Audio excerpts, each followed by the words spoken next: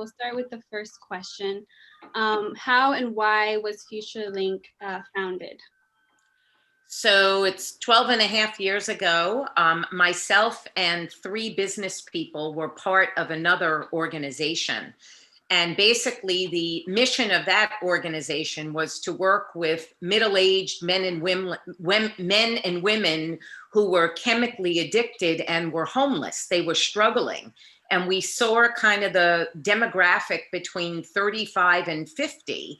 And when they were in the program that we were doing, it was very structured and there were requirements. They were terrific. They were working, they were going to school, they were, staying clean and sober. But as soon as the 18-month program, it actually physically was a house that they lived in and a program. As soon as they moved out and the structure and the wraparound support network was missing, they went back to old behaviors, which they then cycled back to their old ways and they became addicted again. So what happened was we saw this kind of curve where they were on again, off again. And at that point, I was the executive director of that organization, and we had raised a lot of money, and there was really only a finite number of individuals that could live in the house and that we can therefore help. So we took a step back and said, well, why don't we look at a preventative approach? What happens before the 35 to 50-year-olds kind of get in this spiral of downward thinking, behavior, et cetera? What could we do before? So we did a lot of research on other programs. We interviewed county professionals, other social service providers. And what we found was that the time post-high school, pre-college, or when students first start college, kind of that 18 to 25-year-old transitioning to adulthood, is the time that's a real make or break for so many, because they're faced with daunting choices. Do I go to school? Do I get a job? What do I want to be? What do I want to do? How do I kind of make my way in the world? And it becomes very challenging. So we started to interview folks and see that there was really an inadequate amount of programs and support, particularly for low-income first-generation students who don't come with resources and supports. Many are from immigrant families who come to the United States for better opportunities, but they're thrust in the expensive Montgomery County, where they have to navigate the complexities of both the education and the workforce. And therefore, FutureLink was founded to help a very specific group and give them access to resources, tools, and opportunities so that they can ultimately become self-sufficient. When you think about how expensive it is to live here in Montgomery County, coupled with a knowledge and technology-based workforce where you need some sort of post-secondary education, so some form of college or a specialized degree, credential, skill. You can't just graduate high school and get a job. I mean, you could work at Chipotle or Target as a cashier or a waitress or, something like that, which is fine while you're a college student, but you're limited as far as the growth potential with promotable opportunities and your income earnings. And, it's just not enough today. And now when you factor COVID in and all of the other things, which we'll get to, it becomes even more complicated. So that's kind of the long answer for, the needs were there, the skills, tools, resources, and just the assistance to kind of navigate through the complex workforce that we go through. Yeah, definitely. That's amazing, especially that you guys decided on that specific target audience, me being one of those, a child of an immigrant and being first generation. I had no one to help me through the process. So there are so many students in that position. So the fact that, FutureLink was able to be there to help me I was even awarded a scholarship. So all those things have helped me so much in my career and my education.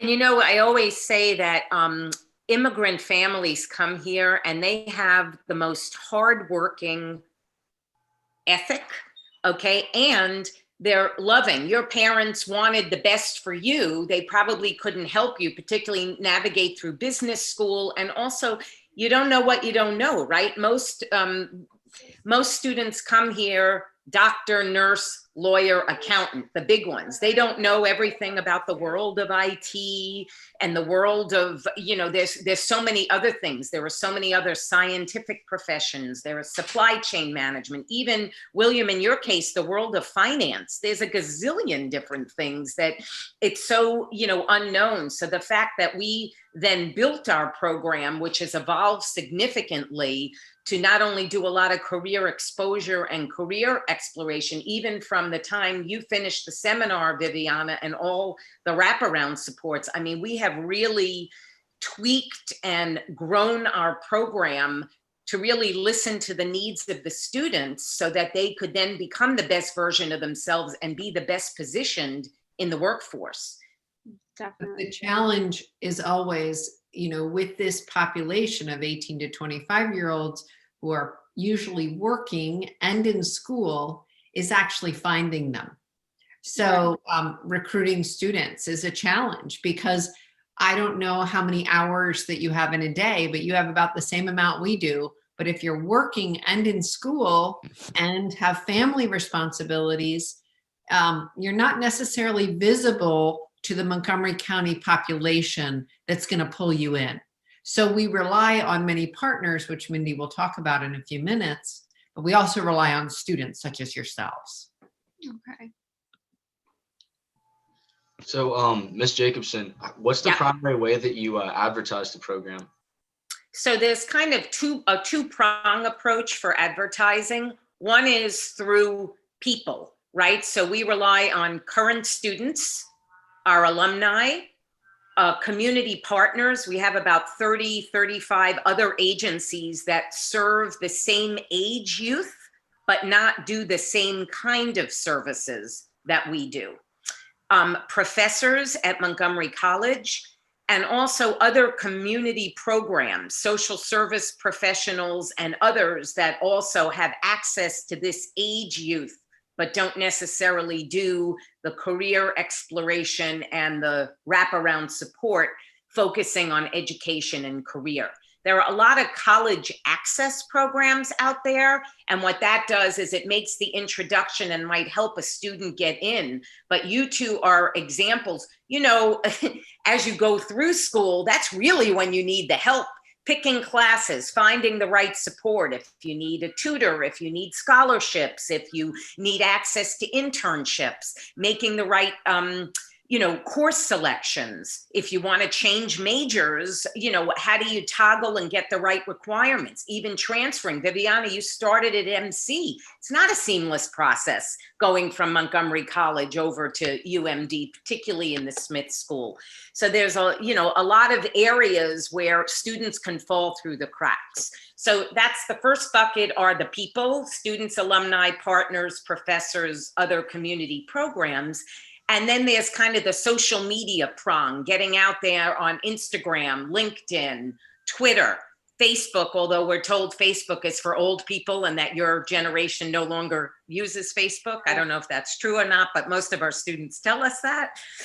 So it's just kind of trying to get out there. How can we connect to others that they can connect to others so that our tentacles are very far reaching? Metcalfe's law, the power of your network squared. I think that's also very, very conceptually smart that you reach out to other organizations that may have like the same goal, like want the same thing, but they don't actually provide the same services. So you can just network with each other and leverage like that connection as well. I think that's correct. Being the finance major, William, so leveraging resources is key. So I'll give you an example. A lot of our students have become, they lost a lot of income through COVID, so they became hungry, right? So there are some terrific food bank programs. I mean, manna is the gold stamp of food. So why should we spend our hard-earned resources giving out either food or money for food when that's not our mission? Whereas we can refer to the food bank and immediately get students fed, right? Likewise, there were local pockets of Gaithersburg helped, Germantown helped, in Rockville, even Montgomery College had food pantries, churches. So anytime anything hit any of our desks, you know, we as a staff would constantly share resources daily, weekly, and that, you know, on the weekend, whatever we got, we would share, because particularly Katie and Jesse, who are on the front lines with the students, it's like, you know, we know this one and that one are hungry or struggling, get it right out to them. So leveraging resources is key. And also for mental health services and even faith-based services, you know, relying on others that have expertise in areas, and that's kind of their mission, we refer. You know, we can't do everything, and that's not our mental health, and, you know, providing food services is not in the scope of our mission too. So, you know, one has to, and as the manager, you know, I have to be very conscious of what we spend our time on, referring out and getting folks, but also being mindful of where education and career. And while we want to help our students with everything, we, you know, we really have to stay in our lane and be conscious of our resources too. And, you know, do the things that we're really good at. Absolutely. That makes sense. Well put. All right. So what were some of the biggest adversities that you guys had in the beginning of the program?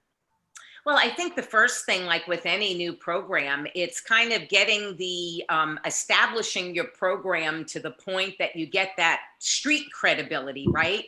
When you're starting, it's not like you can say we have 13 years of history and we've helped X% students, you know, through school, or with our mentoring, we see that the GPA is higher. Like, you don't have data, right? And when funders, politicians, even selling it to students, you don't have things to rely on. So I think, you know, as with any new program or skill or that kind of thing, it takes some time to generate data, get your feet wet, find out what works, operate, you know, that kind of thing. So I think that's one thing, is kind of the being around long enough to establish street credibility.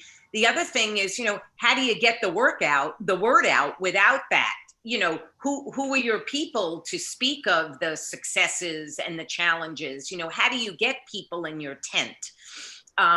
You know, and then the other thing is, of course, raising money, because, you know, similarly to the last two things I said, you know, funders don't always want to be the first one in, right? I can give you guys the greatest sales pitch and you're going to say, well, who else gives you funding? Or what have you done so far? Or what's the long-term plan?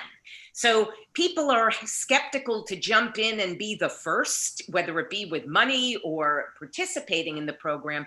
But then once you get some traction and you start getting money and you start helping students and you have enough staff and you have some outcomes to present, it's kind of like a mushroom, right?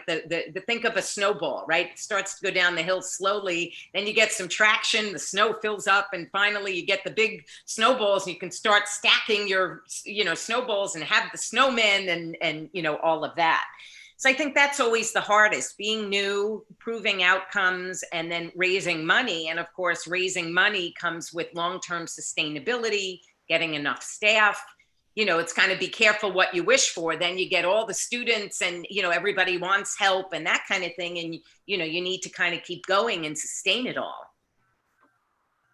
Yeah, definitely. So in the beginning, like, how big were the classes? I know now there's a lot more than there was in the beginning. So what was the first session like?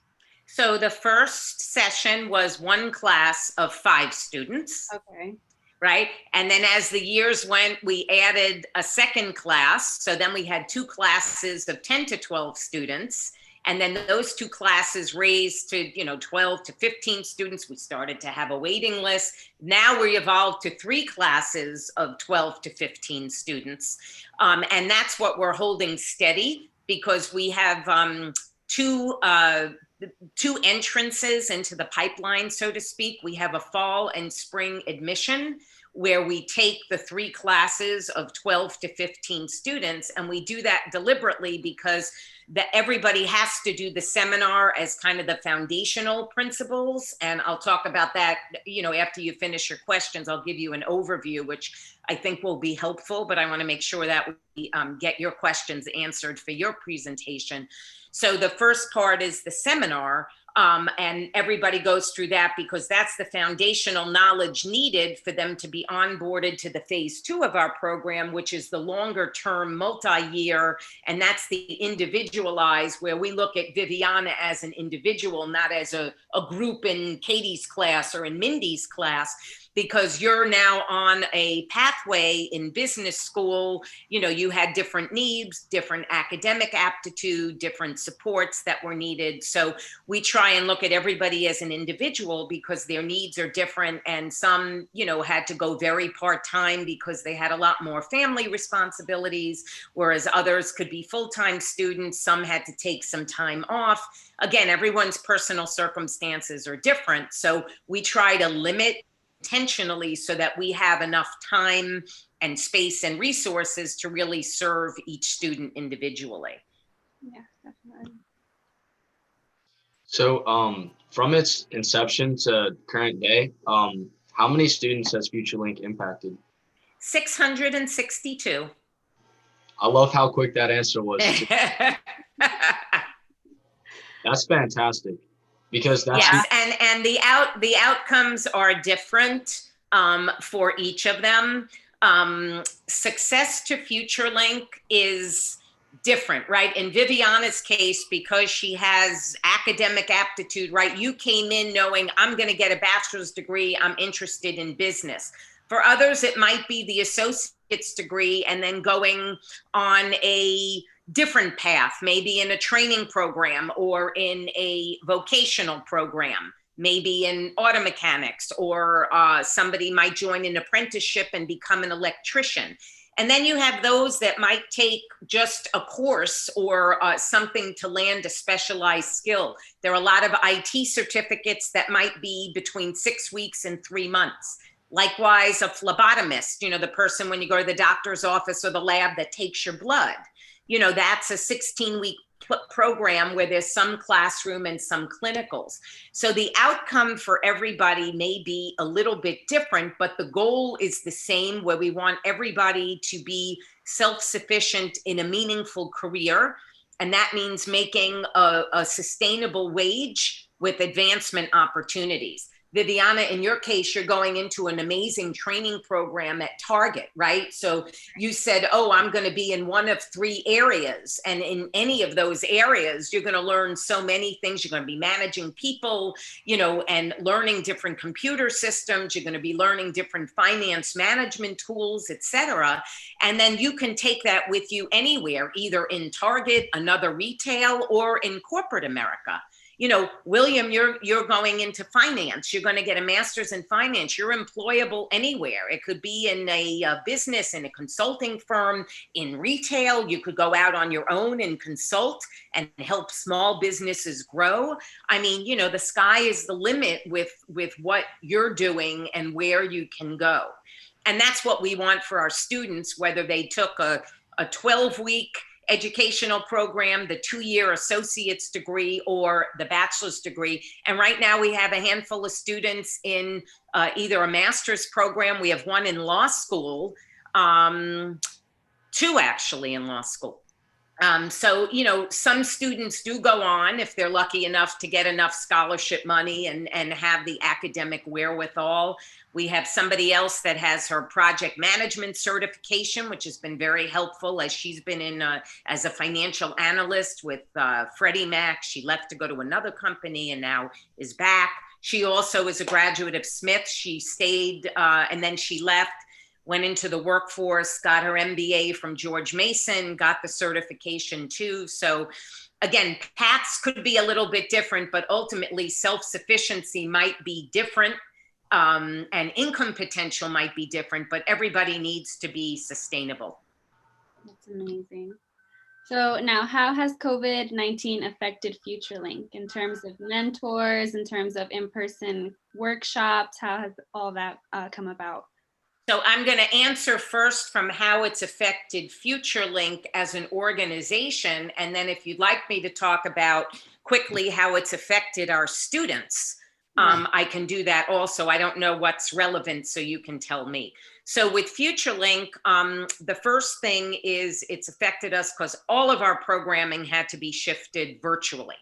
So that means all mentoring, recruiting, training, matching, and then introducing to the students is all done virtually. Now, part of the beauty of having a mentor is that personal one-on-one, right? Relationships on a 2-inch square on the computer are a lot harder. So that's been challenging. The other thing is we've been delivering the seminar virtually. And again, the beauty of the safe, confidential, small space of having that small group learning, very experience-based, where we would have a lot of professionals in, we would go visit a corporation, it's all being done virtually.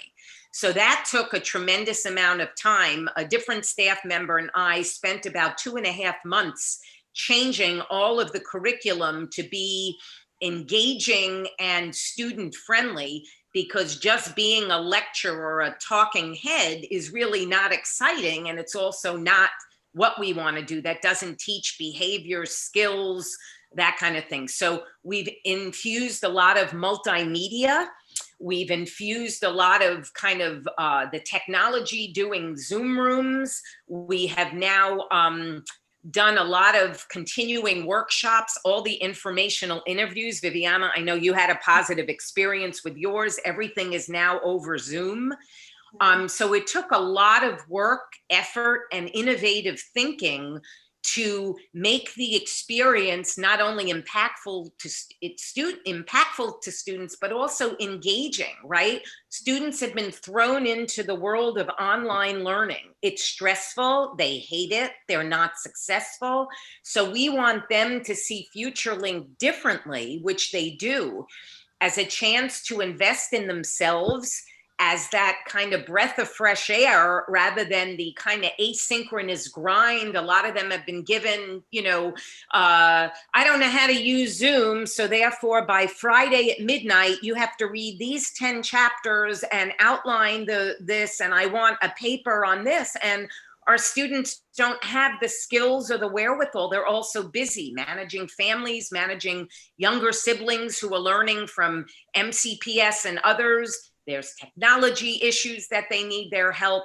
Some of them are struggling and getting multiple jobs now because they lost the job. I mean, it's complicated. So mentoring online, the seminar online, and then the third area online is now the professional development that we're doing. We're doing a lot of professional series to help how to establish a LinkedIn profile, resume review, internship searching, internship interviewing, financial literacy, transferring, financial aid, looking for scholarships. I mean, there are so many things now that are harder when you're not in person, because it's harder to get to the resources. So we're kind of putting a lot of things out there with virtual opportunities, and we're viewing it as an opportunity, even looking ahead when we may get back in person. Are there some economies of scale of still doing some of these things virtually? Because then, let's say, Viviana, you're working till 6:30 and you're working up in Germantown, but if we were holding something down in Silver Spring, right, it would be, you'd probably say, well, I can't come. I just get off at 6:30. By the time I clean up and check out, I have to eat. I've got to get myself back home or down county. But if you knew that you were only 15 minutes away from work and you can Zoom in at 6:58, you might participate. So there are some benefits, and we're weighing maybe doing a hybrid of offering some in person and some online.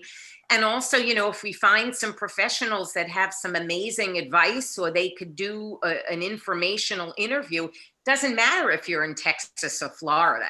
Of course, we prefer the Maryland connection, because before this all happened, having a Maryland connection could lead to an internship or a job or other opportunities. But now, we'll take the opportunity, even if it's a few states away, just to provide that knowledge and information to the student. So, we're trying to view it as I'm a making lemonade at a lemon kind of gal. So we're trying to view some positive opportunities. And then the last area, quite frankly, is just the uncertainty, right? It's the uncertainty. We're privately funded. I make pitches to funders all the time.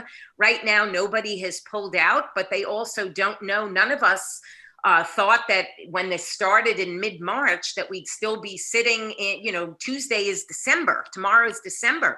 Did any of us feel that we'd still be living like this? No, of course not. So, portfolios, the stock markets like this, a lot of our funders, gear their giving based on how they're doing financially. So what's unknown to them and in the future. So again, no one's pulled out, but I don't have any security blanket that funders are going to stay. Anybody can pull out at any time. So that's always a grave concern to me.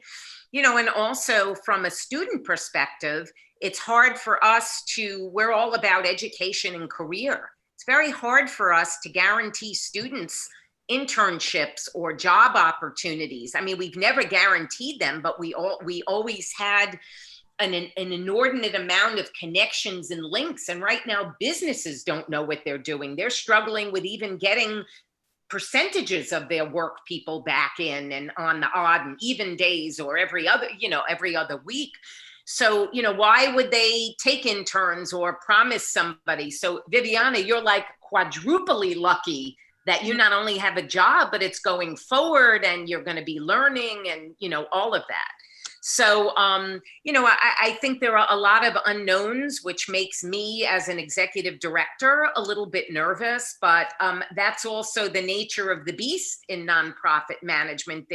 Unless you're always have, large amounts of money coming from the state, there's never a guarantee. So I think that, financially is always a concern. And then, just kind of engaging and keeping students is always a concern. And then the other thing is, we talked about recruitment. I think it was your second question with advertising, getting to students right now who are experiencing Zoom fatigue and academic overload. It's like, oh, what is this program and why should I Zoom in? And, they can't necessarily wrap their heads around the benefits of the program and view us as kind of that breath of fresh air and lifeline and hope and access to opportunities, which our current students do. So in some respects, that's why it's even most important for our students to be the voices of recruitment rather than us, because they can network to their peers by saying, you have got to go to this program. They have access to, informational interviews, mentors, they know so much, there's scholarship opportunities. They are so ingrained in the community and in the connections and really working with you to find your niche and what you want, that you should work with them. It's unlike the other, courses and the regular kind of academic overload that you're experiencing.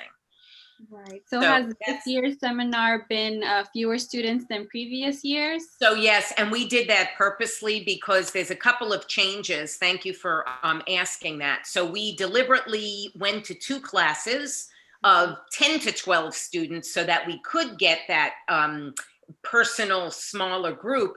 And also because our goal of keeping our students long-term, since the seminar is just the beginning, we're having the 4 staff members. Katie and I are actually a team, and then Allison and Jesse are a team, because we felt like for us to get to know them and them to get to know us, that would maximize the likelihood of them staying with us and us knowing them and saying, okay, Viviana needs this, William needs this, Katie needs this. It would just maximize our chance of them staying with us, and also us being able to help them and connect them, within our network of professionals. Okay. The other thing, Viviana, is you asked, how does it affect your mentors? I think what's going on in society right now with the political noise, which has been very unpleasant over the past year, coupled with the systemic racial issues that is ever present in our society, mentors have been coming to us fast and furious with the goal of, I want to help. And what's the most meaningful way is helping a young person figure out their future and sticking with it, right? So it's also a meaningful volunteer opportunity, working one-on-one and getting to know someone, rather than just packing a box of food or sorting books at a library or cleaning up a garden that, goes into the watershed. Those are all rewarding and needed, don't get me wrong, but a long-term one-on-one relationship with a student is, awesome. And I think people are feeling, particularly now with COVID, what's a way that I can contribute and make it meaningful and, make a difference when in a world where I'm feeling somewhat helpless. So in that case, it's been really nice. And the people that we're getting have been, it just warms your heart. It's phenomenal.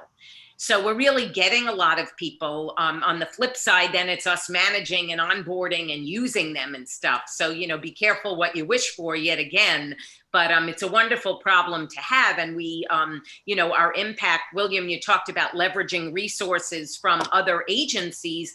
We also leverage our impact because the more volunteers that we have and get to know, the more informational interviews we have, the more internship opportunities we have, the more scholarships we have, the more people we have for career exploration or working as mentors. So, the tentacles are multiplied and the impact is greater when we have more people in the tent. So that's been a really terrific, positive outcome of a negative situation with what's happening in society. So it sounds like there's been some work, but also like some bright prospects that are resulting as of that. Yes, for sure. And then managing adversity, now it goes to the other end. Besides the organizational, adversity with unknown and money and, our students needing so much more, is the student adversity, which then also impinges on our ability to serve. So if you talk about what the students are struggling with, they have emotional struggles now, financial struggles, academic struggles, and social struggles, right? So the first thing is, socially, right? I don't know how much you guys are getting together with your friends, but I have to tell you that my life is really boring and I'm a real people person. So I don't go out a lot. It's my husband and I, we now have our college age kids are home, temporarily, that kind of thing. But it's a struggle and our students are missing peers and their in-person classes. Academically, distance learning is not their forte. They're struggling with time management. They're struggling with managing the family responsibilities, the financial responsibilities. COVID is running rampant within our student population. It's disproportionately affecting minorities. 89% of our students are Black and Latino. So that's been very complicating because they either get it or there may be multi-generational families living together and therefore a sick grandparent, so they can't go out or even have a distant meeting, that kind of thing. So that's been challenging. Financially, we talked about food insecurity earlier. There's also some housing insecurity. Katie has been on the front lines learning about. We have students that are struggling to pay rent because parents, grandparents, siblings, and them have lost jobs. So it's struggling to get jobs, making payment. Landlords might be temporarily forgiving, but they have bills to pay too. So even if they give them, you have an extra 6 weeks to come up with the income, well, 6 weeks, if you don't have a job and then you have the second month on top of the first month, it's that downward spiral very, very quickly. So we're seeing that. Academically, not only with a time management perspective, but many of our students now have dropped classes. They can't handle more than 1 or 2 online. And then what happens there, it's that domino effect. Certain Pell Grants or financial aid is based on being a full-time student. So aid gets dropped or lost. It becomes a real balance with what to do. And then also the grades, right? If they're not accustomed to that. So they're then getting C's, D's, sometimes even F's, and even A/B students are struggling grade-wise. And then what happens, likewise, when you fail courses, there are implications with your aid being blocked from registering. So the adversity that's facing our students then makes our job harder because there's a lot of kind of backwards work that we need to do to help them, you know, get ahead financially, manage the courses that they may have to repeat, you know, et cetera. Again, it's complicating, and a lot of the issues academically, socially, financially, emotionally are all nested. So one problem causes others, and then again, it's layers and layers of complication, which then takes staff time, and we're not a huge staff, and we really get to know our students. So that's, you know, we have a lot of staff meetings to discuss about kind of support plans for students because the issues are so complicated. And then, you know, the emotional struggles, being stuck in a house with a lot of people, the mental health aspect that they may need to talk to somebody, coping mechanisms, right? And struggling with how do I deal with all this? And then coupled with the external pressures, which none of us have control, right? Politically, the systemic racial issues, an unknown work environment, school issues. So it's a lot. It's a lot for people that have it together. It's a lot more for students that are struggling and don't really know how to manage or have the ability to think and plan or take a step back and say, okay, here are my 8 huge issues. Let me prioritize. What's the most important? What could be put on the back burner? What do I need help with? How can I plan? And those are the kinds of things that we teach at FutureLink, and we also work with them, but we all know life happens, right? You get thrown a curveball, and sometimes the best laid plans have to be adjusted. So it's us embracing everybody's struggles and our own and figuring out, well, what makes the most sense? What do we address first? And then how do we continue to go forward? Sometimes the smallest incremental movement forward is the largest success right now, and identifying that with students that we're not in normal times, and therefore we can't go straight ahead. Does that make sense? Just kind of breaking it up in small chunks, because if we don't, it's rather overwhelming. Definitely. For everyone, this whole situation is very overwhelming. Even students at the university contemplating whether to drop classes or not, just because students have been doing very poorly this semester. So that's been seen all across the board. And it's very sad because the professors do as much as they can to help the students, but the students, you know, they're trying as hard as they can and they still feel like it's not enough. So it's definitely learning how to prioritize. Okay, do I drop this class? What classes do I keep, and how do I make, you know, the best of the situation? So yeah, and you know, you talk about overcoming adversity at any level. I mean, there's nobody now that's not affected, right? Infants who were born, you know, college age kids. Think of recent college graduates who had their job lined up and was supposed to move, and now all those plans, they're stuck at home in parents' houses. They didn't expect that. And then think about, I was talking to a college friend of mine in New Jersey, and you know, they have a grandparent in a nursing home who's been in her room by herself since mid-March, other than a tray delivered of food twice a day, because they don't want to be out in the common area because, you know, COVID is running rampant, particularly with the older population. And it's more, you know, they're more at risk being older, with other being immunocompromised, et cetera. So what I say is that from cradle to grave, there's nobody that's not affected. But when you look at the statistics, it's the lower income folks that are the ones that are even further behind. And that's what our students are struggling with. And we're doing everything we can to intervene to make sure that even if they have to do a slight pause or shake it up a little, that they're not taking 4 steps backwards. But it's interesting when you talk about managing, overcoming adversity. I mean, one of the things that I'm most proud of at FutureLink, and I know Katie will smile when I say this, is that, you know, one of the things that we're very good at is actively listening to the needs of our student. And therefore, you know, we are constantly evaluating and reevaluating our programs, what we need to do, you know, our persistence and their persistence, and just makes us all stronger. You know, I always say it's a blessing and a curse being an independent nonprofit. And the blessing is that we don't have this large bureaucracy. When there's a change that wants to be made at like a University of Maryland or at a Montgomery College, that kind of thing, there are faculty committees and approval committees, and you know, somebody can have idea in March and it'll take a year and a half just to get the smallest thing through. For us, it's like, that's a great idea. I see 10 students that might need this. Let's pilot it. We can.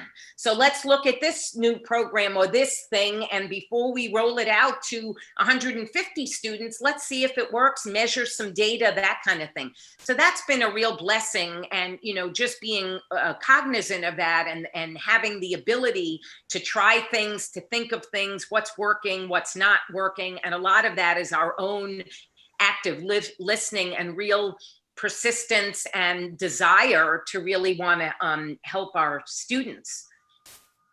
So that's really a key tool and one of the bonuses of you know, FutureLink. Just, you know, listening and changing. As far as any expected changes in the future, I mean, we're taking a look right now, again, viewing COVID and the remote world as a opportunity to see how we might use this platform going further, even, you know, when life goes back to normal, whatever that new normal is going to be. I hope to, you know, be successful in raising more money. I'd like to grow the staff a bit more. We have a lot of needs. And then finally, looking at processes of efficiency, which Viviana, you'll be learning all about in your real-time work with Target. And William, you're probably up to your eyeballs and looking at things like that in some of your classes and case studies and stuff. But, you know, how could we do what we do, you know, more efficiently, right? With a limited staff and using our volunteers. Is there a way to, you know, to cut things or collapse certain things or involve people earlier so that duplication of efforts don't happen, et cetera. So we have some ideas about how to kind of streamline some mentor introductions and the processes, also the checking in with students and, you know, the support team and who to involve and at what stages a little bit earlier. You know, and likewise from a board perspective, looking at some, you know, committee work and looking at some efficiencies and processes of engaging and really tapping into some of the board members and leveraging, again, you know, their skills, resources, and connections to better support our students. And for our last question, is there anything you'd like to touch on in case we have not covered it? I know you were talking about the structure and the phases of the program. If you could talk a little bit about that. Yeah, and you know, I don't know how much you want to get into, but I could, Viviana, why don't you go on our website? Okay. Who's controlling the screen? I am. Okay, so go to futurelinkmd.org. You can go to the next tab, or the next slide. I'm pretty sure I put the URL for your website. Oh, yeah, you did. Oh, go ahead. And then if it's a hot link, just click on that and then go to our program. Yay. Look at us being efficient. I love it. All right. Could you see my screen or do you only see the PowerPoint? No, go ahead and toggle to your browser. Okay.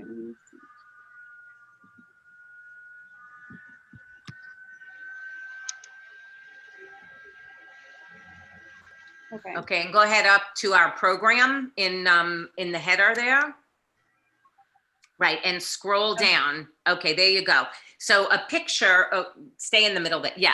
So a picture is worth 1,000 words. So what I talked about before is we have that small intentional onboarding into phase 1. And here's where we do career exploration, identifying strengths through case studies. We really instill critical thinking, goal setting, and we start to give the foundational knowledge to students on and right now we've even changed it more so than what appears here to give the skills and behaviors needed. We want students to understand, embrace, you know, their bumps, so to speak, and kind of embrace curveballs like we talked about earlier, and what's my plan? Where do I want to go? What do I want to be? And then we instill the tools to connect the dots. Everybody's path is not linear, and we want our students to understand, even when you go like this or take a half a step back, or sometimes linear moves are, or sideways moves are important to go on a different trajectory. So this is kind of the behaviors, the foundation to get them ripe and ready to work with us into that phase 2, where this is a multi-year where we stick with students as they're continuing at Montgomery College, as they transfer to UMD Smith or Baltimore or nursing school, as they decide they are not made for school and they want an program, etc. So at the bottom of that phase 2 box, those are all of those individualized support services, mentoring, internships, scholarships, academic guidance, all kinds of networks, workshops, tutoring. We're doing a lot of tutoring, particularly now in math and English. And, you know, a lot of students are getting a lot of paper assignments now, and their writing skills are really not great. A lot of students graduate from MCPS high schools and they really don't have just even foundational writing skills. So, you know, again, education and career with the goal of self-sufficiency is FutureLink's lane. And we built our program with the supports needed so that students can get what they need to move ahead, whatever that looks like, and adjust as needed. Again, no path is linear. Even, you know, I'm sure you can ask your parents, your siblings, friends of yours, you know, changing majors or jobs, etc. And then ultimately, this is our goal of self-sufficiency. So I think it's just important. And, you know, I can tell you different stories of students that we've helped or changed, or, I mean, we've really served as the lifeline and hope with so many students attaining degrees, credentials. If you go back up, Viviana, to the navigation bar, see success stories, just print there all the way on the left. So recently, okay, that's a letter, but if you go down, there's 3 stories of examples of students that recently graduated with their first career job, very much working through the support services of what we did. So in your own time, you can use, you know, these or take a look, but, you know, FutureLink, our connections, our long-term support in all 3 of these cases were instrumental. And in all 3 cases, these young women are making amazing salaries with benefits really at the beginning. And these are just a, you know, a small sampling of many that have joined the workforce or are on to professional school, etc. I mean, here's Delight, one of your colleagues who, you know, graduated recently from College Park. And she, do you know Delight?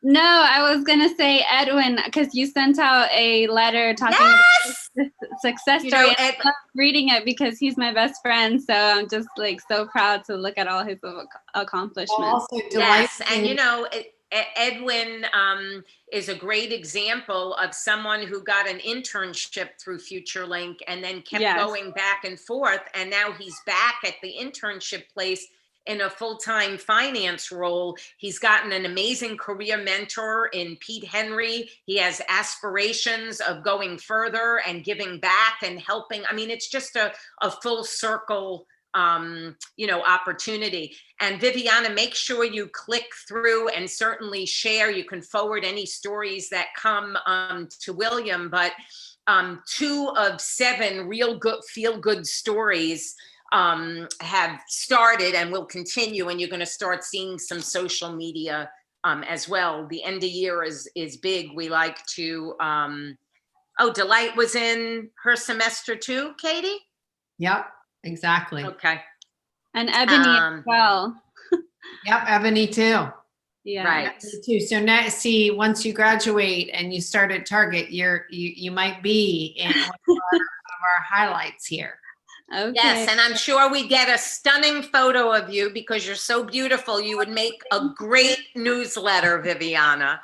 So but remember, our student stories speak much louder than the 5 staff we have now. I mean, it really does. It's so important that that our students allow us to share their stories, because again, they speak much louder Oh, and there's, look on the second photo. That's Edwin with his looking down. Edwin, Yeah. and then Avanti, she went to my high school. We actually didn't keep in touch, but the fact that she went to my high school, I'm like, oh my gosh, wow. Oh, well, Yeah. you should link in with her. She's trying to figure out what to do with her degree, but Okay. maybe link She in. got a degree in biology, Viviana. So she had been, do I go as a researcher? Do I teach? You know, she's kind of a little bit uncertain right now. Okay. In a dilemma. Just so you guys know, just to give you a little, like, I've been listening today, but I've been working while I've been listening. And just so you know what this side of things do is I've worked now on a transfer email about all the 3 programs at USG for a student that's trying to decide what to do and how to transfer and what the process is. I've also worked on a job recommendation with a student that does not have documentation, so it's very difficult for her. I've worked on a scholarship email, also dealing with mental health issues, and then also an internship opportunity and where to float that out in our. So during our conversation, that's sort of what I do on a daily basis, is I field these questions from students continually, mentors and students that are trying to navigate the process, that don't necessarily have another adult in their life that has navigated these processes before. So that's sort of where I fit in as student outreach coordinator. Miss Young, you're efficient. We have to be. I have to be, but I didn't want to hang up because I love to hear. I don't know. I always get tidbits and learn more about even FutureLink than I know when Mindi shares. So I didn't want to hang up, but I had to keep working too. Yeah, Viviana, you can stop the share. So for Okay. my eyesight, yes, now I get to see big Viviana and big William, which I like much better.